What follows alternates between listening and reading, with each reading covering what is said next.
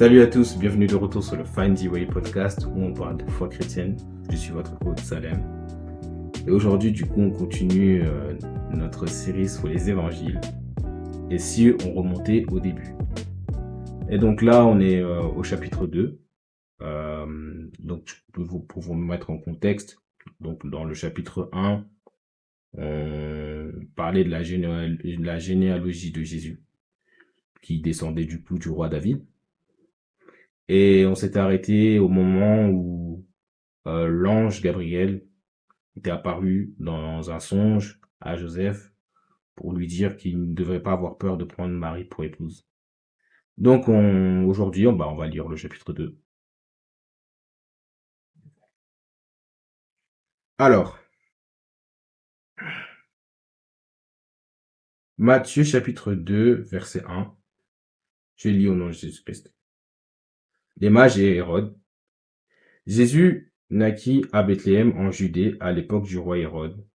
Or, des mages venus d'Orient arrivèrent à Jérusalem et dirent: Où est le roi des Juifs qui vient de naître? En effet, nous avons vu son étoile en Orient et nous sommes venus pour l'adorer. Verset 3. Quand le roi Hérode apprit cela, il fut troublé, et tout Jérusalem avec lui. Il rassembla tous les chefs des prêtres et spécialistes de la loi que comptait le peuple et leur demanda où le Messie devait naître. Ils lui dirent: À Bethléem en Judée, car voici ce qui a été écrit par le prophète. Et toi, Bethléem, terre de Juda, tu n'es certes pas la plus petite parmi les principales villes de Juda, car de toi sortira un chef qui prendra soin d'Israël, mon peuple.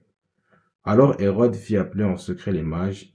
Il s'informa soigneusement auprès d'eux du moment où l'étoile était apparue, puis il les envoya à Bethléem en disant: Allez prendre des informations exactes sur le petit enfant. Quand vous l'aurez trouvé, faites-le moi savoir, afin que j'aille moi aussi l'adorer. Ouais, ça doit être ça. Ouais.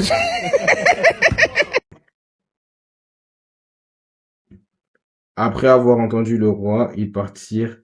L'étoile ils partirent. L'étoile qu'ils avaient vue en Orient allait devant eux jusqu'au moment où, arrivée au-dessus de l'endroit où était le petit enfant, elle s'arrêta.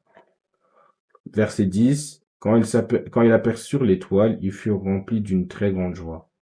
Ils entrèrent dans la maison, virent le petit enfant avec Marie et sa mère, se prosternèrent et l'adorèrent. Ensuite, ils ouvrirent leur trésor et lui offrirent en cadeau de l'or, de l'encens et de la myrrhe. Puis, avertis dans un rêve de ne pas retourner vers Hérode, ils regagnèrent leur pays par un autre chemin. Lorsqu'ils furent partis, un ange du Seigneur apparut dans un rêve à Joseph et dit: Lève-toi, prends le petit enfant et sa mère, fuis en Égypte et reste-y jusqu'à ce que je te parle, car Hérode va rechercher le petit enfant pour le faire mourir. Joseph se leva, prit de nuit le petit enfant et sa mère et se retira en Égypte. Il y restera jusqu'à la mort d'Hérode, afin que s'accomplisse ce que le Seigneur avait annoncé par le prophète: J'ai appelé à mon fils à sortir d'Égypte. Une ref à l'histoire de Moïse. Quand Hérode vit que les mages l'avaient trompé, il se mit dans une grande colère, et il envoya tuer tous les enfants de 2 ans et en dessous qui étaient à Bethléem et dans tout son territoire, selon la date qu'il s'était fait préciser par les mages. Alors il s'accomplit ce que le prophète Jérémie avait annoncé. On a entendu des cris à Rama, des pleurs et des grandes lamentations. C'est Rachel qui pleure ses enfants et n'a pas voulu être consolée parce qu'ils ne sont plus là. Verset 19. Après la mort d'Hérode, un ange du Seigneur apparut dans un rêve à Joseph en Égypte et dit: Lève-toi, prends le petit enfant et sa mère et va dans le pays d'Israël, car ceux qui en voulaient à la vie du petit enfant sont morts. Joseph se leva, prit le petit enfant et sa mère et alla dans le pays d'Israël. Cependant, quand il apprit qu'Archelaüs régnait sur la Judée à la place de son père Hérode, il eut peur de s'y rendre. Averti dans un rêve, il se retira dans le territoire de la Galilée et vint habiter dans une ville appelée Nazareth, afin qu'elle s'accomplisse ce que le prophète avait annoncé: il sera appelé Nazaréen. Donc voilà, vous avez le chapitre 2. On avance un peu petit à petit dans l'histoire de Jésus-Christ, qui est à ce moment-là encore un enfant.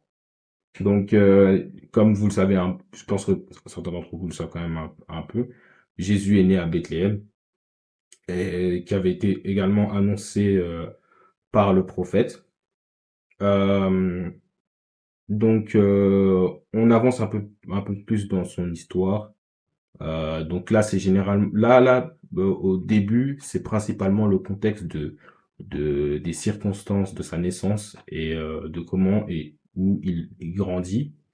Il grandit donc principalement dans la ville de Nazareth, du coup, comme le dit le verset 23, qui sera appelé Nazaréen.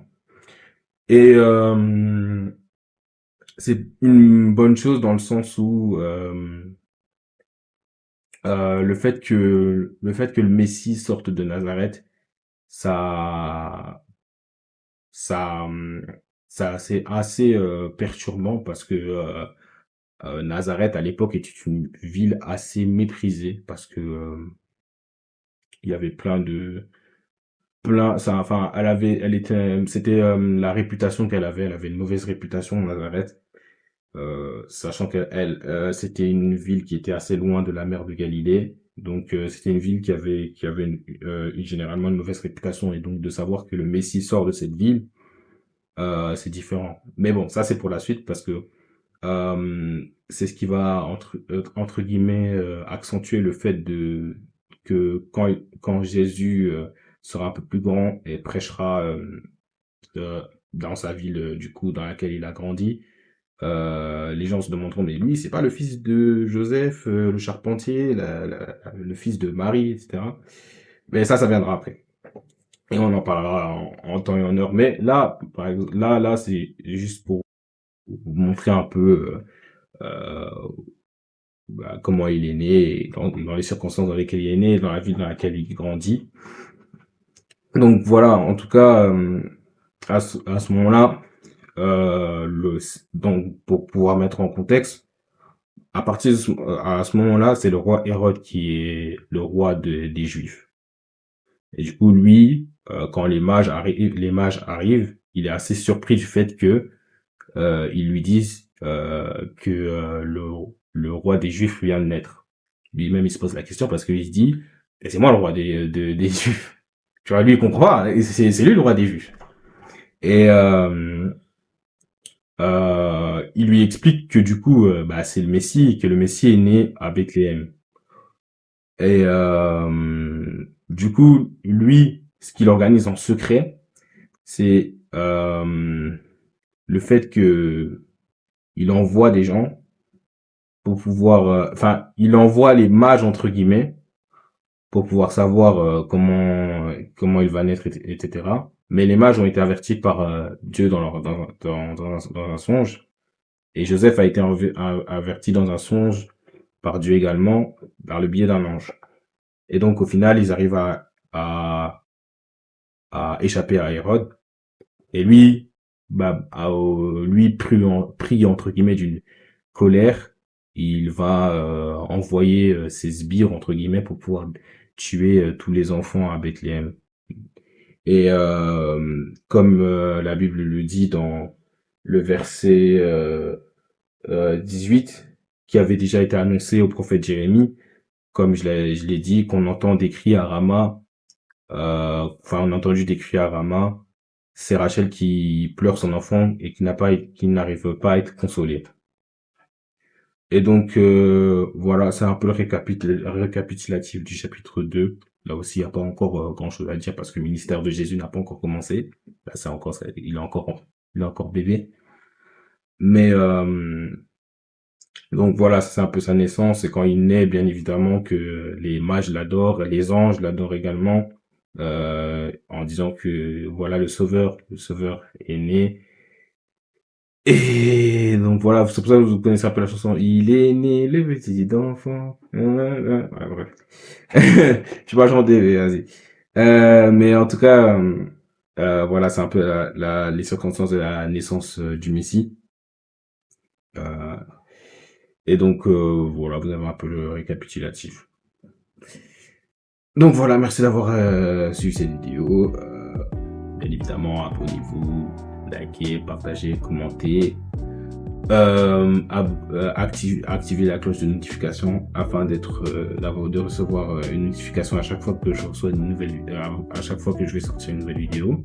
Abonnez-vous à tous mes réseaux sociaux, TikTok, Insta, de toute façon tout est dans la barre de description. Et voilà, c'est un peu tout. On a un peu fait tout. Gardez le sourire sur le chemin qui mène vers Jésus-Christ.